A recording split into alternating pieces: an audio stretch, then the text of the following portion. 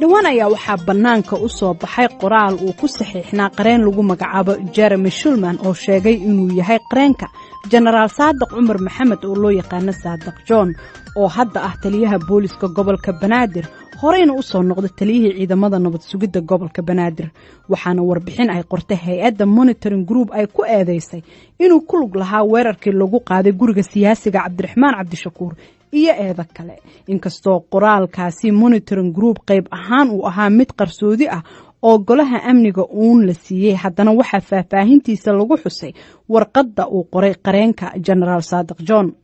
warbixintii sanadkii hore bishii November soo baxday waxay ku eedeysay Generaal Saadiq eeda dhowra oo ay kamid ahayd dilal iyo howlgallo dilal qarsoodi ah oo ka dhacay Soomaaliya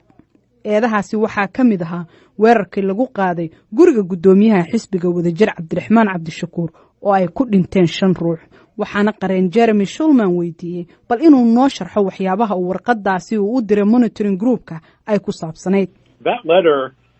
was supposed to be confidential and it was responding to a confidential annex to the UN Monitoring Group's report from last November. So this letter should not be in the public domain because it relates to a very confidential matter relating to unsubstantiated and inaccurate accusations against General Saadiq. But the letter, we believe, was leaked by someone at the United Nations,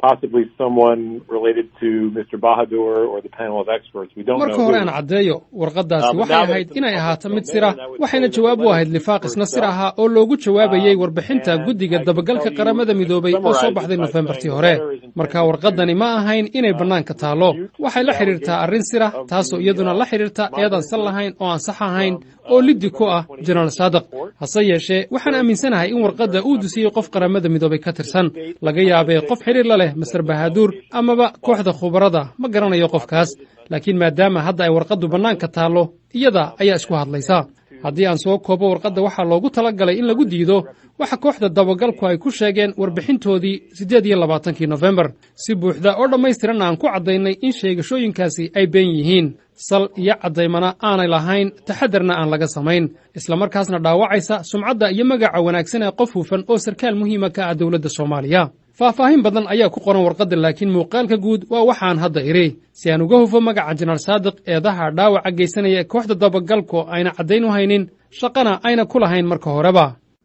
sidoo kale waxaan la xiriiray Jay Bahadur oo ahaa xiriiriyaha guddiga qubarada arrimaha Soomaaliya ee Monitoring Group wuxuuna ii sheegay in maadaama warbixintaasi ay ahayd mid qarsoodi ah oo uu golaha uun la wadaagay in uusan sharcigu u saamaxaynin inuu ka jawaabo wax su'aal ah oo warbixintaasi ku saabsan haddaba mid ka mid ah eedaha loo soo jeediyay Saadiq John waxaa ka mid ahaa inuu hogaaminayay weerarkii guriga Cabdiraxmaan Cabdishakuur oo ay ciidamada dawladdu qaadeen kaasoo lagu dilay 5 ka mid ah ilaaladiisa Cabdiraxmaan Cabdishakuur ayaan weydiiyay sida weerarkaasi uu dhacay bal haddii uu dib wax yar inoo xasuusiyo ciidanka 17 December 2017 soo weeraray guriga hogaaminayay Saadiq Cumar Cabdiraxmaan la yaqaano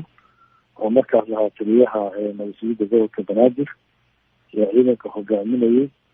marka weerarkaasi la socotay 25 daqiiqo qaatay waxaa lagu dilay 5 wiil oo ilaaladooda ka mid ahayd oo habeenkiina kabahooda lagu aasay ilaa haddeertan aanan aqoonin meesha ay ku aasan yihiin marka qareenka waan arkay warqadiisa oo u diray guddiga u qaabilsan qaramada midoobay dabagalka qaybteynta hubka Soomaaliya si dadka aqalaasaha iyo xasiloon darada Soomaaliya ka wada u qaabilsan aad iyo aad u warqad runtii aan ku dhisnayn wax oo adilla ah iyo wax cadayna aan ku dhisnayn qof oo la soo warsaday oo dawladda ka tirsan oo la rabo in lagu bari yeelo banaankana laga geeyo weerarkii guriga ama xarunta xisbigeena ka dhacay Saadiq Qasaad hogaanka howlgalka habeenkaas isaga qaabilsanaa cidda ka sarreysay amarka soo siisay iyo cidda ka dambeysay waan la ogyahay laakiin aniga waxaan kugu markhaati furayaa inuu isaga yahay qofka hogaaminaya weer qareenka Generaal Saadiq John Shulman waxa uu sheegay inuu la hadlay dad ku dhow Generaal Saadiq oo dhammaantoodna u xaqiijiyay inuusan weerarkaasi lug ku lahayn qareen shulman oo ka jawaabaya eedaha cabdiraxmaan cabdishakuur ee ku aadan in jenaraal saadiq uu hogaaminayo weerarkii lagu soo qaaday gurigiisa ayaa waxa uu yiri I don't know where he's getting that from. I certainly have sympathy for the situation and the predicament that impacted him, but it doesn't mean that he's accurate in accusing General Sadak of this. I'm sure it was a very difficult time for him in a frenetic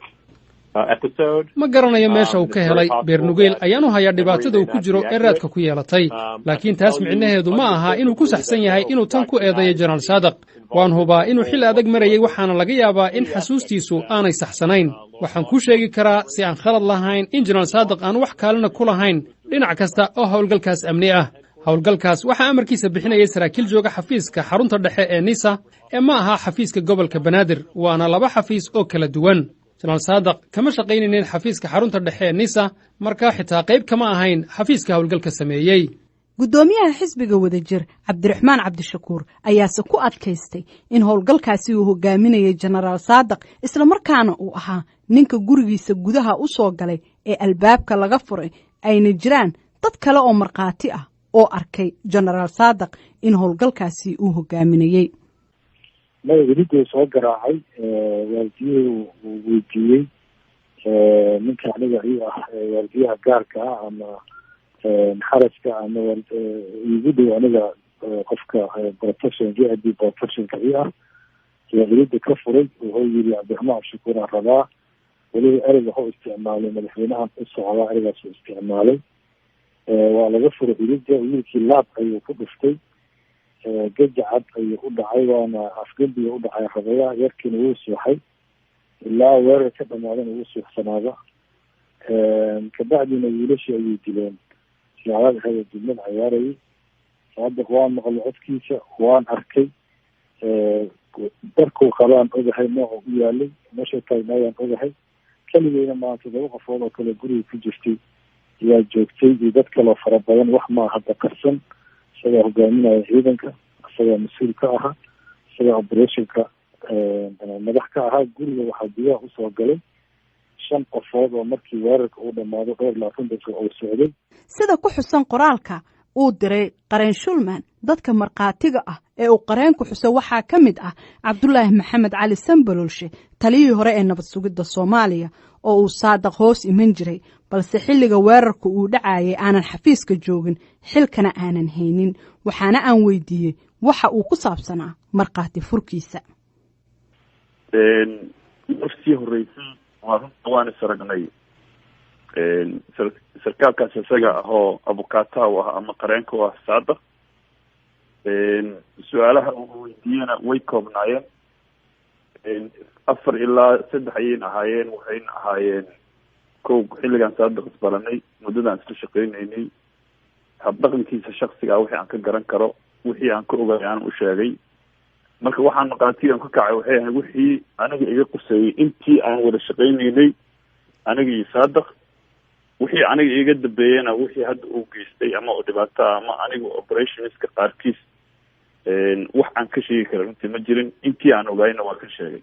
cabdiraxmaan cabdishakuur ayaa sheegay in dacwadooda laga qaban waayo oo ay xir ilaalintu diiday inkastoo aysan BOA-du xaqiijin wuxuu xusay inuu la tashiyo la yeelan doono qareeno kale oo dacwad dalka dibadiisa ah uu furi doono dhawaan isagoo ku eedeeyay dawladda in ay doonayso in lacagtii dadka ay ku difaacdo shakhsi dambi galay dawladda waxaa laga rabaa haddaysan saadiq howlgalka hogaaminayna annaga indhahana ku aragnay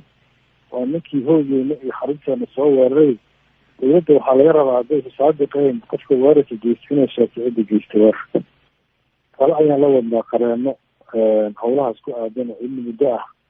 hawshaas ay noo socotay mar alaale markii talooyinkaas ay noo dhamaadaan dabcan markii aad qareen qabsanayso waxyaalo badan iyo looga baahan yahay oo u baahan in dacwadaada lagu dhaqaajiyo markay soo dhamaato ayadana haddii la yidhaahdo waan la wadaagi doonaa public iyo dadka Soomaaliyeed laakiin taladeeda iyo qareeno ayaan la wadnaa hawsha taliyihii hore ee nabad sugidda cabdullaahi maxamed sambalolshe ayaa ka warramaya aqoontiisa sida loo qorsheeyo howlgallada la midka ah kii lagu weeraray guriga cabdiraxmaan cabdishakuur iyo cidda ay ka go'do talada kama dambaysta ah horta aniga weligay goobjoog kama ahayn weerar caynkaas oo kale dhacaya dabeeciyana howlgallada sidaas oo kale tahona howlgal oo askarta ay go-aamin karto ma ahan waa howlgal si siyaasi loogu go-aamin karo haddii askarigu qalad galana madaxda ayaa sixi karta oo sheegi karta in amar aan laga qabin la-aantood la fuliyey laakiin waxay la tahay weerarkaas oo kaleeto go-aanka lagu qaadanayo go-aan siyaasiya oo kasoo go-aya meesha ugu sarreysa inuu yahay Qaren Shulman ayaan weydiiyey haddii warqadii uu u diray xiriiryaha guddiga qubarada Soomaaliya ee qaramada midoobay uu ka helay wax jawaab ah. Not really. We got a letter from a legal officer at the UN essentially saying they will not reply. That Mr. Bahadur maya runtii waxaanse warqad ka helnay xafiiska dhinaca sharciga oo noo sheegay inaysan ka jawaabin arrinteenna waxaa kaloo noo sheegeen in Mr. Bahadur aysan xilligan ku habboonayn inuu ka jawaabo islamarkaasna uusan nala kulmi karin Mr. Bahadur waxa uu hogaamiyaa golaha khubarada Soomaaliya inkastoo dawladda Soomaaliya aanay aqoonsanayn wuxuuna diiday inuu wajaho oo uu ka jawaabo arrintan guud ahaan General Saadiq John ayaa sanadkan ka mid ahaa wafdigii madaxweynaha Soomaaliya ee yimid magaalada New York ee dalkan Mareykanka ee ka qayb galaya kulankii guud ee qaramada midoobay.